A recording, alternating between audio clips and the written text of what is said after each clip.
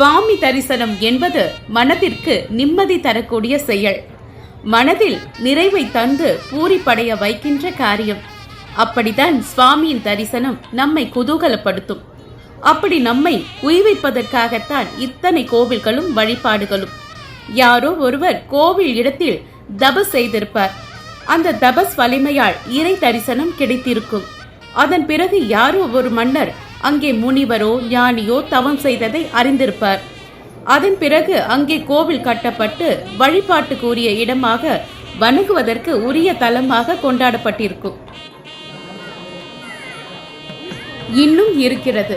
அதை அடுத்தடுத்த வந்த மன்னர்கள் கோவிலுக்கு திருப்பணிகள் செய்ய, நிபந்தங்கள் அளிக்க, அப்போது உள்ள மக்களால் இன்னும் ஆராதிக்கப்பட, கோவில் என்பது அந்த ஊரை தாண்டியும் அடுத்தடுத்த ஊர்களுக்கும் பரவிவிட, அங்கிருந்தெல்லாம் இந்த ஊரை நோக்கியும் கோவிலை தரிசிக்கவும் என வர தொடங்குவார்கள்.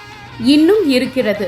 அதை அடுத்தடுத்த வந்த மன்னர்கள் கோவிலுக்கு திருப்பணிகள் செய்ய, நிபந்தங்கள் அளிக்க, அப்போது உள்ள மக்களால் இன்னும் ஆராதிக்கப்பட, கோவில் என்பது அந்த ஊரை தாண்டியும் அடுத்தடுத்த ஊர்களுக்கும் பரவிவிட, அங்கிருந்தெல்லாம் இந்த ஊரை நோக்கியும் கோவிலை தரிசிக்கவும் என வர தொடங்குவார்கள். இன்னும் கோவிலின் சாந்தினியம் பேசப்படும். நாலா திசையில் இருந்தும் மக்கள் வருவார்கள். இந்த கோவில் பத்தி அவங்க சொன்னாங்க, அந்த கோவில் பத்தி எங்க பெரியப்பா சொன்னாங்க என்றெல்லாம் சொல்லி வழி கேட்டு வருவார்கள். தரிசித்து விட்டு செல்லும் போது வழிநெடுக கோவிலின் பெருமை பேசியபடியே செல்வார்கள். அதை காதில் கேட்டவர்கள் கோவிலை கண்ணால் தரிசிக்க ஓடி வருவார்கள். இப்படித்தான் ஒரு கோவில் பிரபலமாகிறது. தமிழகத்தில் எந்த மூலையில் இருந்தாலும் அவர்களுக்கு காமாட்சி அன்னையை தெரியும். திருச்சி ஸ்ரீரங்கம் அரங்கனை அறிவார்கள். சமயபுரத்தாலே என்று எங்கோ இருந்து கொண்டு கன்னத்தில் போட்டுக் கொள்கிறவர்கள் இருக்கிறார்கள். தஞ்சை பெரிய கோவிலை இந்தியா கடந்தும் கூட கொண்டாடுகிறார்கள். ஆறுபடை வீடு தெரியாதவர்களே இல்லை. உச்சி பிள்ளையார் கோவில் இருக்கும் ஊரை சட்டென்று சொல்லிவிடுவார்கள். சங்கரனும் நாராயணனுமாக இணைந்த தலத்தை பலரும் சொல்வார்கள். மகாமகம் நடக்கும் ஊரை பலரும் சொல்வார்கள். ஐப்பசி துலா ஸ்நானம் நடக்கின்ற காவிரியை எல்லோரும் தெரிவித்து விடுவார்கள். ராமேஸ்வரம் தெரியாதவர்களே இல்லை. அங்கே உள்ள தீர்த்தங்களை பற்றி நிறைய பேர் சொல்வார்கள். திருப்பம் தரும் திருப்பதி, நினைத்தாலே முக்தி தரும் திருவண்ணாமலை, ரகசியம் சொல்லும் சிதம்பரம் என ஆயிரக்கணக்கான கோவில்கள், அற்புதங்களை தாங்கி இருக்கும் கோவில்கள் பல இருக்கின்றன. இப்படித்தான் உலகம் முழுவதும் சபரிமலை திருத்தலம் பக்தர்களால் கொண்டாடப்படுகிறது.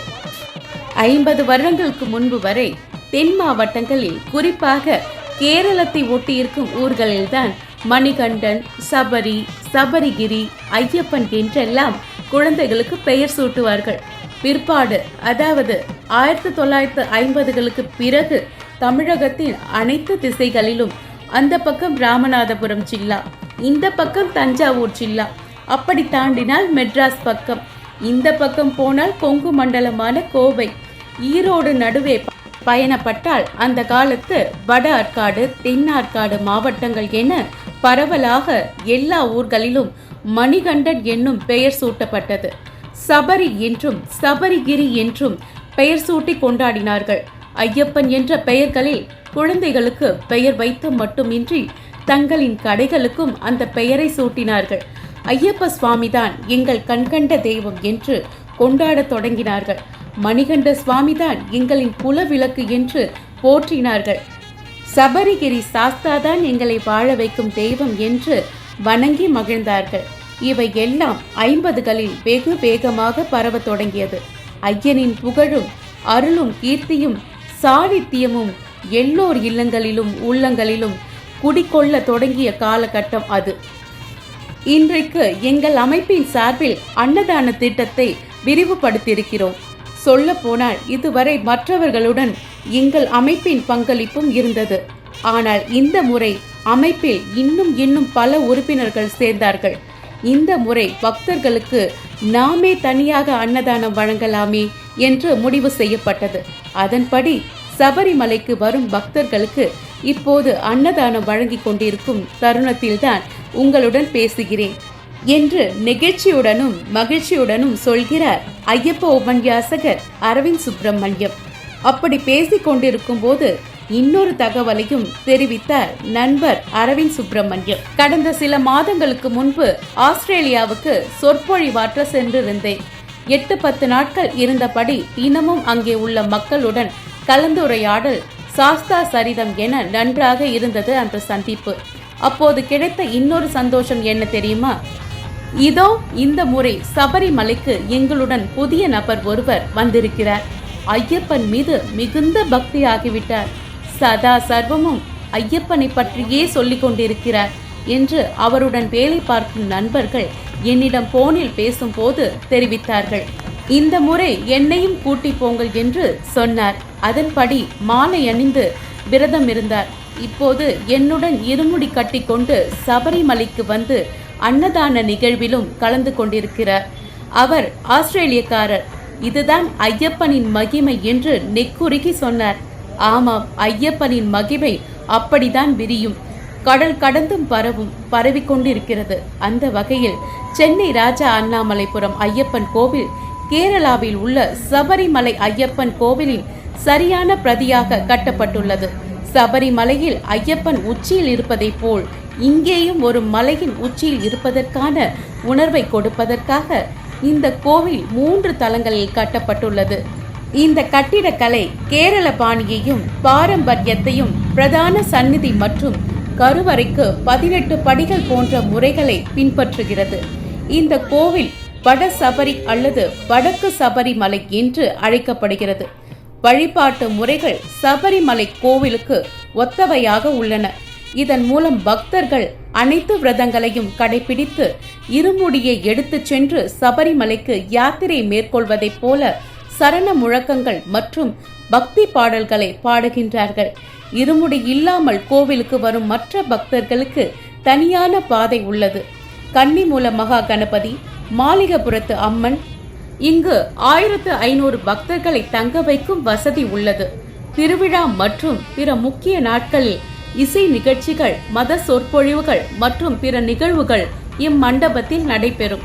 திருவிழா நாட்களில் சுவாமியினை ஊர்வலமாக எடுத்துச் செல்ல தங்க மற்றும் வெள்ளி ரதங்களும் இந்த கோவிலில் உள்ளன. இக்கோவிலில் விழா காலங்களில் திருவிழா எடுத்துச் செல்ல ஒரு தங்க ரதமும் ஒரு வெள்ளி ரதமும் உள்ளன. கோவிலில் உள்ள பூஜைகள் சபரிமலையில் உள்ள விதிகளின்படி செய்யப்படுகின்றன. வித்தியாசம் என்னவென்றால் சபரிமலை கோவில் ஒரு வருடத்தில் குறிப்பிட்ட நாட்களில் மட்டுமே திறந்திருக்கும்.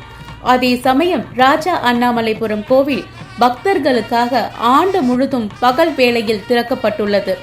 பெண் டிவி தமிழ் சேனலுக்காக மூத்த செய்தியாளர் கந்தசுவாமி ஜோதீஸ்வரன் மற்றும் சேவர்த்தினி ஏழுமலை.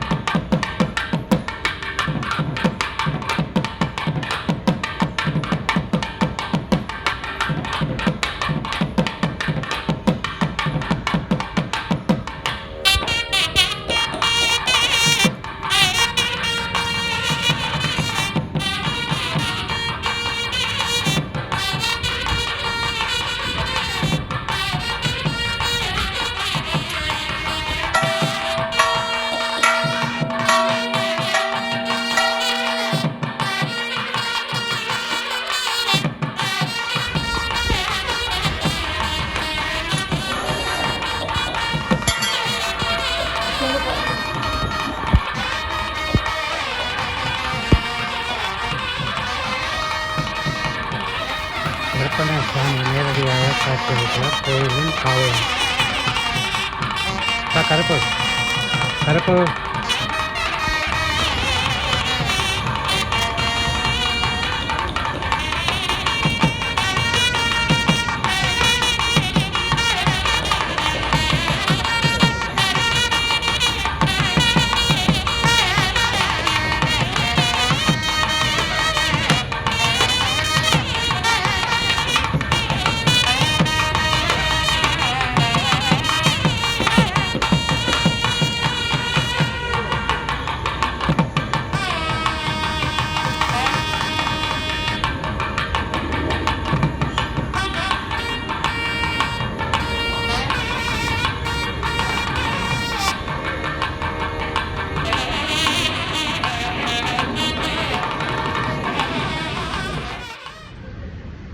ஓம் சாமியே சரணப்பா பூதநாத சதானந்தா சர்வபூத தயாபரா லக்ஷ லக்ஷம் மாப்பாகே துப்பியம் நமோ நமக.